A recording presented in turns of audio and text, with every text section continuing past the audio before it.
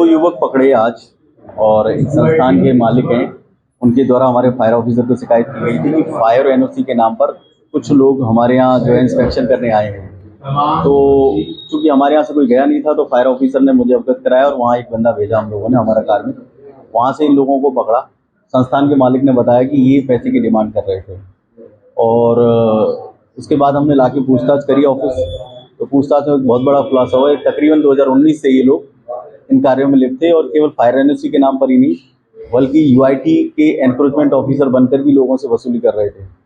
और सबसे इम्पोर्टेंट चीज़ ये है कि 2019 के चुनावों को दस्तावेज ऐसे भी मिले हैं जिस पर इन लोगों ने नकली पर्चा मौका तैयार करके और पार्षद दुलीचंद के नाम से मिला है, जिसको पाबंद किया गया था कि आप इसी प्रकार के पर्चे नहीं लगाओगे और चुनाव आचार संहिता का पालन करेंगे। कुल मिला के एक तरीके के गिरोह चला रहे थे लोग। पुलिस की जांच का विषय इन्होंने बताया कि हम यूआईटी में अस्थायी रूप से कार्य किया, भिवाड़ी में और अलवर में। वो पुलिस की जांच से पता चलेगा। कुछ दस्तावेज प्राप्त हुए, इन्होंने हमें दिए, पुलिस को हमने उपलब्ध करा दिए सारी की सारी। आप आगे की कार्रवाई पुलिस करेगी। अब जो दस्तावेज इनके पास एकत्रित थे और उनको हमने जांचा, जो जांच के दौरान ये पाया कि 2019 से लेके और अब तक के दस्तावेज या पर्चा मौका तथाकथित रूप से इन्होंने बनाए थे वो प्राप्त हुए हैं। तो इसका मतलब 2019 से ये चल रहा था इनका पूरा।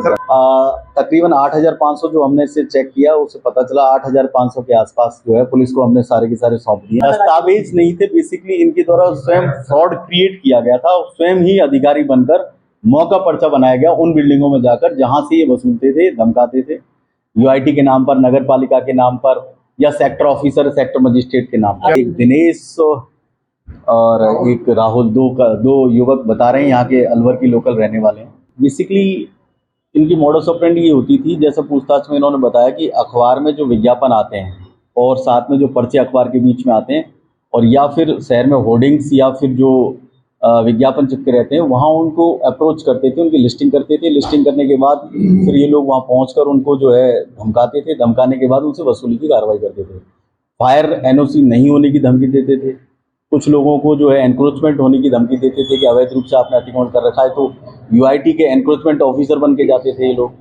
और कई जगह ये कुछ पर्चे ऐसे प्राप्त हुए कि इलेक्शन के दौरान भी ये लोग फर्जी सेक्टर मजिस्ट्रेट बनकर भी जो है उन लोगों को पाबंद कर रहे थे या उनसे वसूली कर रहे थे। वो आगे पुलिस की जांच में पता चलेगा कि इन्होंने और क्या क्या किया। और फायर ऑफिसर भी होंगे। हाँ, ज्यादातर तो इसमें जो हमें प्राप्त हुए हैं कि मौका पर्चा उसमें फायर ऑफिसर बनकर ही उनसे जो है करीब कितनी जगह गए?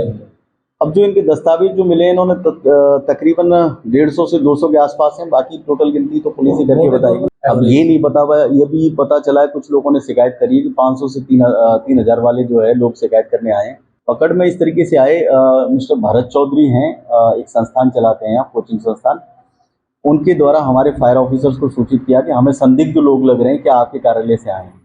हमारे कार्यालय के जो फायर ऑफिसर है मिस्टर अमित मीणा, उनके द्वारा अवगत कराया गया कि हमारे यहाँ से नहीं आए। तो उन्होंने मुझे अवगत कराया और हमारे यहाँ से कार्मिक भेजे गए वहाँ और फिर उनको पूछताछ के लिए यहाँ लाया गया। इनके दस्तावेज जो प्राप्त हुए उनकी जांच की गई, बातचीत की गई, तो ये फर्जी पाए गए। ऐसी स्थिति में पुलिस को हमने सूचना दी और पुलिस सूचना के बाद पहुंची और उनको यहाँ से उठा के गिरफ्तार करके ले गई।